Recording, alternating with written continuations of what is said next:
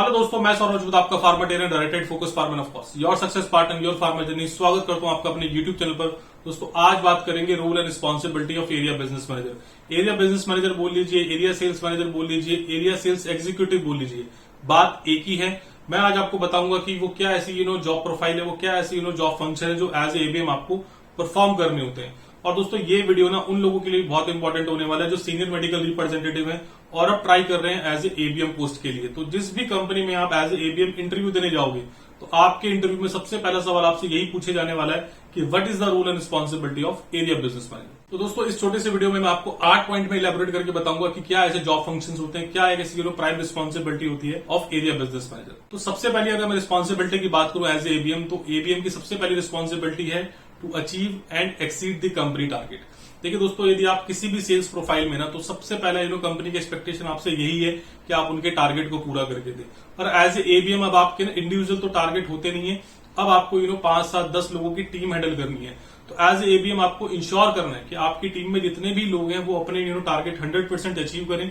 ना ही सिर्फ अचीव करें बल्कि कंपनी को कुछ सरप्लस ला के दें। तो सबसे पहली अगर रिस्पॉन्सिबिलिटी आप समझो ना एज एबीएम, तो एबीएम की सबसे पहली रिस्पॉन्सिबिलिटी यही है कि टू अचीव 100% कंपनी टारगेट। तो दूसरे अगर मैं जॉब रिस्पॉन्सिबिलिटी की बात करूं तो वह execution of strategies and policies. देखिए, जो एक एरिया बिजनेस मैनेजर होता है ना, वो एक ब्रिज का काम करता है बिटवीन मेडिकल रिप्रेजेंटेटिव और कंपनी। वो एक कनेक्टिंग लिंक है मेडिकल रिप्रेजेंटेटिव और कंपनी के बीच में, क्योंकि कंपनी के जो टॉप पोस्ट पे जो लोग बैठे हैं ना, वो कुछ सर्टेन स्ट्रेटेजीज बनाते हैं, कुछ सर्टेन पॉलिसीज बनाते हैं। तो अब as a area business manager आपका काम है कि उन स्ट्रेटेजीज और उन पॉलिसीज को 100% इंप्लीमेंट करवाना अपनी टीम के थ्रू। क्योंकि टाइम टू टाइम आपको भी पता है कंपनी ना कुछ स्ट्रेटेजीज लेके आती है टू गेन दी सेल, है ना। वो स्ट्रेटेजीज क्या हो सकती है, कुछ इनपुट हो सकते हैं, वो पर्टिकुलरली कुछ कैंपेन्स हो सकते हैं। तो उन कैंपेन को और उन जो इनपुट है उसका इस्तेमाल सही तरीके से आपका मेडिकल रिप्रेजेंटेटिव कर रहा है या नहीं कर रहा है, ये आपको इंश्योर करना है। और ये इंश्योर करके आपको कंपनी में फीडबैक देना है। और दूसरी पॉलिसीज क्या होती है कंपनी की, लाइक जैसे कंपनी की पॉलिसी है कि उनको डीसीआर टाइमली चाहिए, है ना, उनको एक्सपेंस के फॉर्मेट टाइमली चाहिए।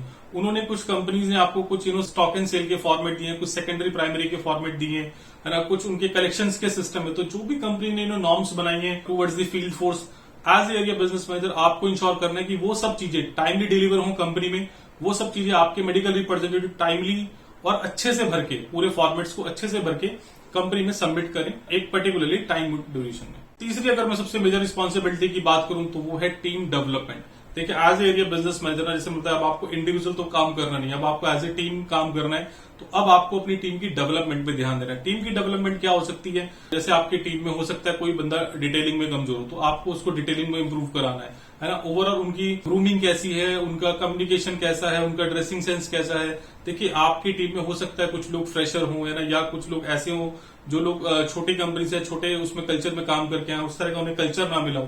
तो एज ए टीम लीडर आपकी रिस्पॉन्सिबिलिटी है उनको डेवलप करना। और ये आपने भी देखा होगा कि पर्टिकुलरली जब आप एज ए मेडिकल रिप्रेजेंटेटिव काम कर रहे होते हैं, आप मीटिंग में जाते हैं, तो आपसे कुछ जो टॉप लेवल के लोग होते हैं वो आपसे खड़ा करके मीटिंग में डिटेलिंग सुनते हैं, आपसे कुछ प्रोडक्ट नॉलेज के रिगार्डिंग सवाल पूछते हैं। देखिए दोस्तों, यदि आपने वहां पे सही सवाल के जवाब दे दिए, सही तरीके से डिटेलिंग कर दी तो बहुत अच्छी बात है।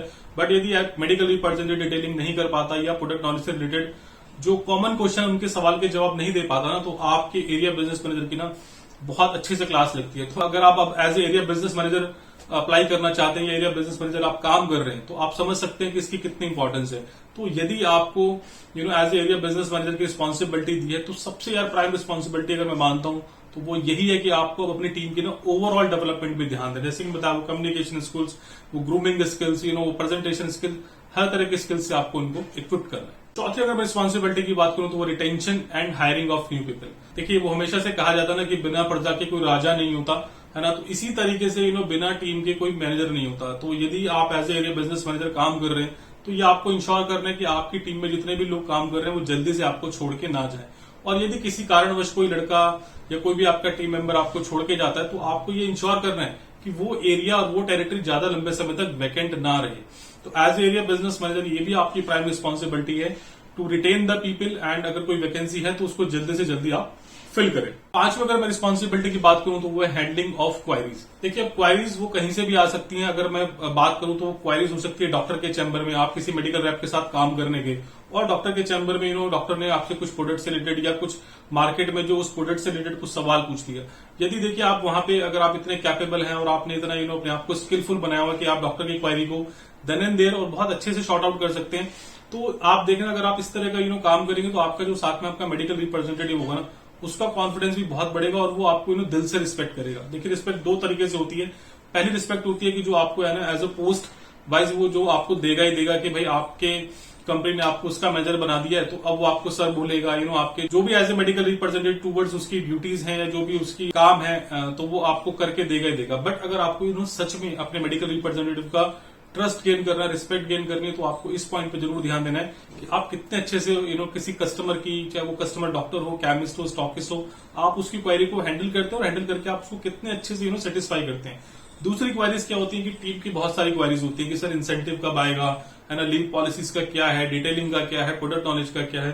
तो आपको ओवरऑल उनकी क्वारीज को भी यार बहुत सीरियसली सुनना है सबसे पहले, और सुनने के बाद उनको टाइमली आपने जवाब देना है। तो यदि आपको अपनी टीम का कॉन्फिडेंस गेन करना है और अपनी टीम की रिस्पेक्ट गेन करनी है दोस्तों, तो इस पॉइंट पे आपको यार बहुत ध्यान से काम करने की जरूरत है। छठे रिस्पॉन्सिबिलिटी की बात करूं तो है to develop and sustain long term relationship with your core customer. देखिए दोस्तों, ये as a area business manager ना हम लोगों को ही पता होता है कि पर्टिकुलरली किस एरिया में कौन से कस्टमर हमारे क्या सेल बेस दे रहे हैं, किसका क्या पोटेंशियल है। तो अब उन डॉक्टरों से यदि हमारे रिलेशन है तो हमें उनसे अपने रिलेशन को और ज्यादा स्ट्रॉन्गर करने की जरूरत है एज ए एबीएम।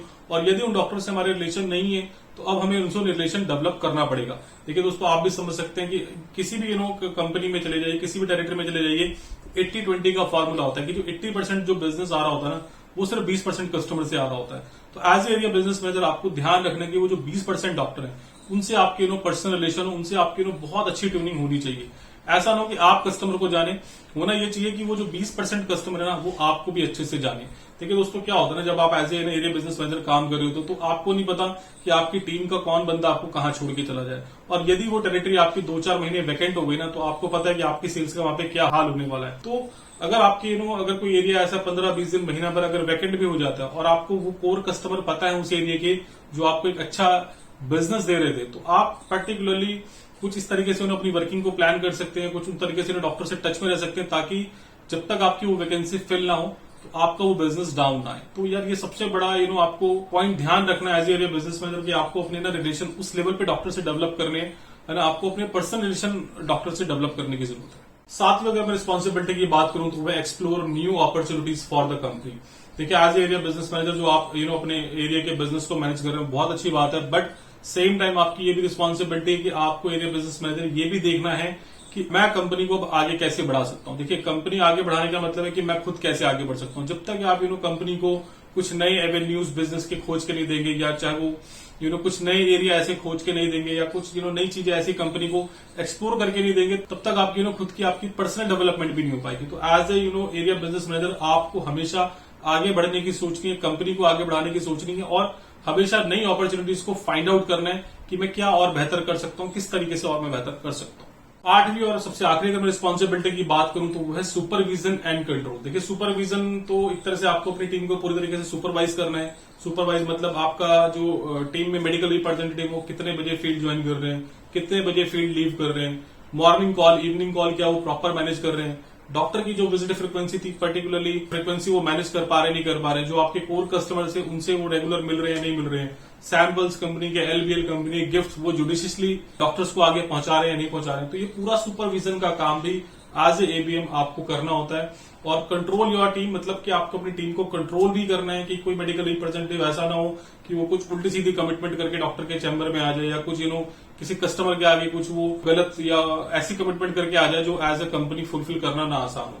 तो आपको ओवरऑल उनको कंट्रोल करना है, उनकी वर्किंग को कंट्रोल करना है, उनकी वर्किंग को सुपरविजन करना है। तो दोस्तों मेरे हिसाब से एज एरिया बिजनेस मैनेजर ये 8 प्राइम रिस्पॉन्सिबिलिटी होती है आपकी जब आप as area business manager work कर रहे होते हैं। आपको ये वीडियो कैसा लगा, और इसके अलावा अगर आपको ऐसा लगता है कुछ ऐसा मेन फंक्शन या मेन रिस्पॉन्सिबिलिटी मेरे से रह गई तो प्लीज यार वीडियो के कमेंट सेक्शन में जरूर बताइएगा। तो again before closing this video, again I am requesting to all of you, please subscribe to my YouTube channel and share this video.